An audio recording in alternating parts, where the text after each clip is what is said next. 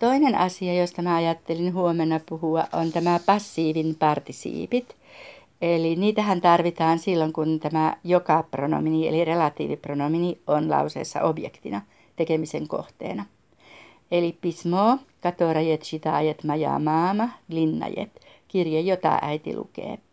Niin se voidaan se, jota äiti lukee, korvata passiivin partisiipilla. Eli sanotaan читаема moje mamai, linnaje, eli äitini lukema kirje.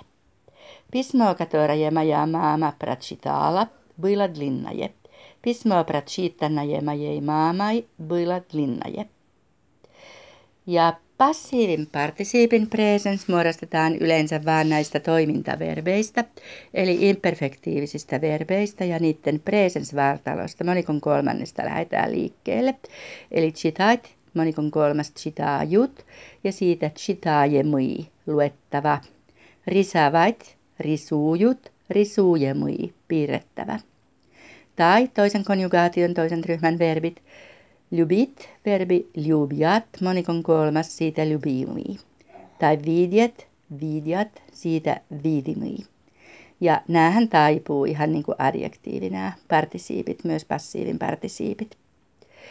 Ja sitten tämä passiivin partisiipin preteriti, niin se muodostetaan pääasiallisesti niistä tulosverbeistä, eli perfektiivisistä verbeistä. Ja liikkeelle lähdetään infinitiivin vartalosta, eli sen verbin perusmuodosta. Eli esimerkiksi prachitait-verbistä tulee prachitannii, luettu. Izuchit-verbistä izuchennii. Prinesti-verbistä prinissionnii. Ja pakiinut-verbistä pakiinutii. Eli tässä on oikeastaan ne tavallisimmat tavat näistä ykkös- ja kakkoskonjugaatioista. Ja tämä passiivin partisiipin presens, tuo mitä oli nämä chitajemui, risuujemui, ljubimii, viidimii, niitä käytetään aika harvoin, että niitä nyt ei hirveästi tarvitse niihin panostaa. Mutta passiivin partisiipin preteriti, niin se on tärkeä, koska sitä käytetään predikaattina passiivilauseissa. Eli tämä perfektiivisen aspektin verbi ja tosiaan passiivilauseessa predikaattina. Prachitannii tulee prachitan, siitä lyhyt muoto. Zanjati, zanjat, varattu. Ja esimerkiksi voidaan sanoa, että kniga prachitana. Ja tässä saman tien voisi puhua myös siitä passiivista. Eli passiivilla on 3 aikamuotoa, on presens, preteriti ja futuri. Ja jos on tämmöinen toimintaverbi, eli imperfektiivisen aspektin verbi, niin passiivi muodostetaan ihan s-jaa päätteellä. Eli diskatiekka stroitsa mushinami. Tai menneessä aikamuodossa diskatiekka stroilas mushinami. Ja futuurissa diskatiekka budjet stroitsa mushinami. Eli s jää tuonne verbin perään. Mutta sitten jos on tämä tulosverbi, eli perfektiivisen aspektin verbi kysymyksessä, niin silloin tarvii käyttää niitä passiivin partisiipin lyhyitä muotoja. Eli diskatiekka pastrojenna mushinami. Diskatiekka была pastrojenna mushinami.